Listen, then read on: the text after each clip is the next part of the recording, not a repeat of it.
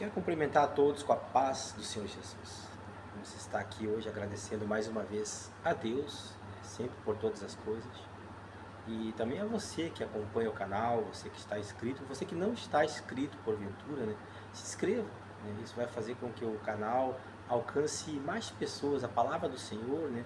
Os estudos, os ensinos que aqui temos, né?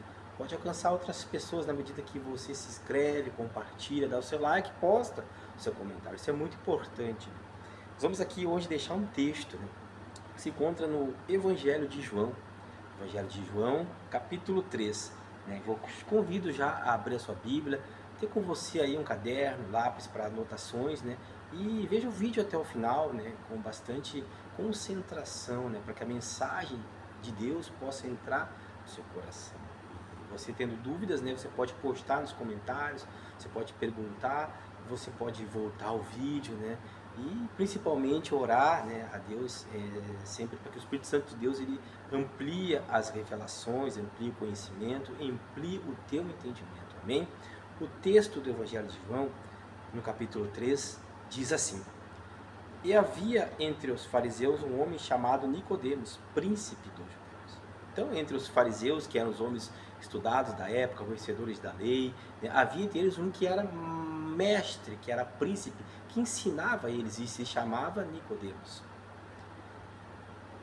Este foi ter de noite com Jesus e disse-lhe: Rabi, bem sabemos que és mestre, vindo de Deus. Porque ninguém pode fazer estes sinais que tu fazes se Deus não for com ele, no versículo 2. Né? Então ele já chega em Jesus, né, admitindo que Jesus é mestre. Porque os sinais que Jesus vinha operando e fazendo era conhecido de todos. Embora nem todos aceitassem, porque feria muito o entendimento, o orgulho, a prepotência e a arrogância dos fariseus, porque eles não estavam operando o que deveriam operar. E Jesus veio na sua simplicidade, operando as maravilhas que operou, que o Evangelho nos deixa bem claro todo ele, né? Nós vamos compreender e entender o que Jesus operava, mas aqui Nicodemos frisa que reconhece que Jesus é mestre, mas vai ter com Jesus à noite, né? Ele não vai procurar Jesus de dia, né, num ambiente onde todo mundo possa ver, né, mas ele vai igual a Jesus. E no versículo 3 diz assim: Jesus respondeu e disse: na verdade te digo que aquele que não nascer de novo não pode ver o reino de Deus. Até aqui no texto nós vimos que Nicodemos chegou até Jesus, mas que não expressou na escrita aqui nenhuma pergunta. Ele foi à noite ter com Jesus e Jesus, no seu entendimento, no seu conhecimento, já responde aquilo que Nicodemos precisava ouvir. Ou seja, na verdade te digo que aquele que não nascer de novo não pode ver o reino de Deus. Vamos até Jesus, vamos procurar Cristo. E sem expectativas de perguntas, muitas vezes, porque Ele sabe o que é melhor para a minha e para a tua vida. Assim como Ele sabia o que era melhor para Nicodemos, Ele sabe o que é melhor para cada um de nós. Basta que nós vamos até Jesus.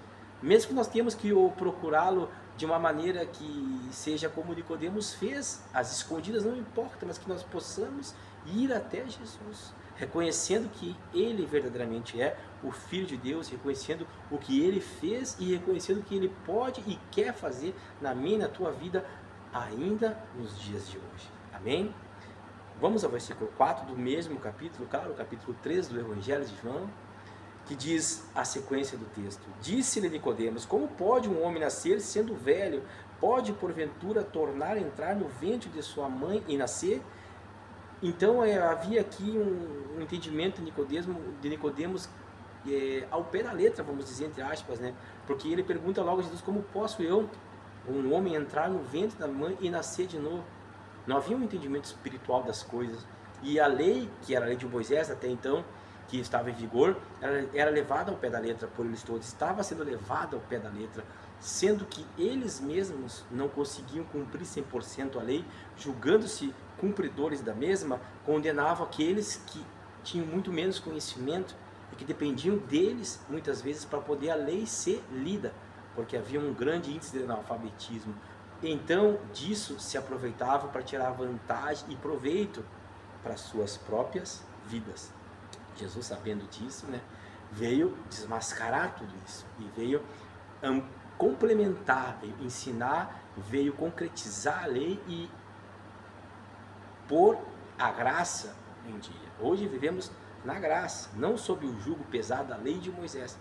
Não que ela tenha perdido o valor que ela teve, mas hoje é o tempo da graça, o entendimento hoje é um outro, mas o valor que ela tem é inestimável e fez com que chegasse até Jesus. Jesus cumpriu todas as leis e Jesus disse: está consumado. E agora vivemos um tempo ao qual temos que nos relacionar diretamente com o Espírito Santo de Deus. E talvez aqui Jesus esteja já começando a mostrar a Nicodemos, que tal, com certeza mostrou aos demais, né, qual é o verdadeiro caminho, né? Então ele explica aqui, ó, na verdade, eu digo que aquele que não nascer da água do Espírito não pode entrar no reino de Deus. Né? Quem não nascer da água e do Espírito não pode entrar no reino de Deus. O que é nascido de carne é carne, o que é nascido de Espírito é Espírito. É simples, quem nasceu na carne é carne, quem nasceu do Espírito é Espírito. O novo nascimento vai fazer com que aquele que é nascido na carne agora esteja nascido no Espírito. E a vida já não é mais como era quando estava no nascimento da carne, ou seja, nas práticas da carne, na satisfação da carne, no pecado. Amém? Não tem maravilhas em ter dito isso, necessário vos é nascer de novo. O vento sopra onde quer e ouves a sua voz, porém não sabes de onde vem, nem para onde vai. Assim é todo aquele que é nascido do Espírito. E no 9, Nicodemos respondeu e disse-lhe: como pode ser isso? Aí Jesus respondeu e disse-lhe: tu és mesmo mestre de Israel e não sabes isto? Olha só a posição que estava Nicodemos, era mestre, professor daqueles que ensinavam, era mestre dos mestres, e não sabia isso, que parece que é o básico, que todo mundo deve saber.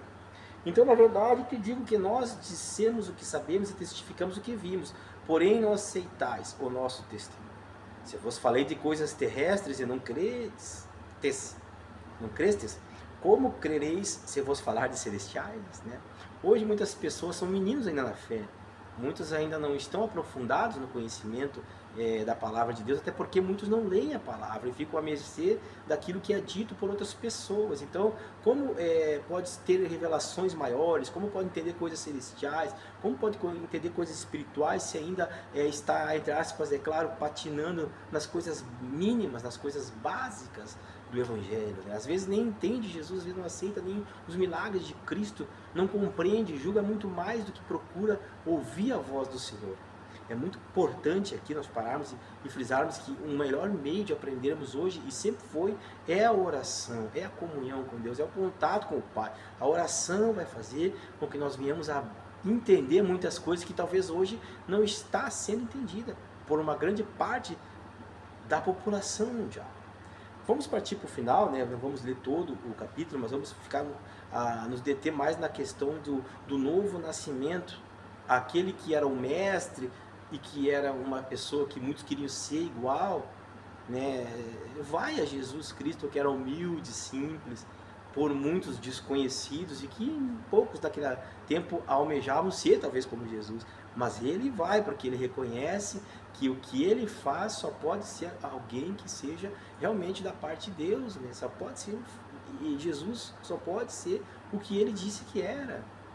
E ele vai ali sabendo e reconhecendo, mas na sua posição social não permite que ele se exponha, porque naquele tempo, naquela época, ou melhor dizendo, no contexto daquela época, já estava atrás de Jesus para pegá-lo, porque já estava ele irritando muitas pessoas. Então ele não podia se expor pelo risco à sua integridade física, mas ele foi lá e obteve a resposta que talvez ele nem soubesse, porque não houve a pergunta, como eu disse. Então é necessário nascer de novo. Assim é conosco.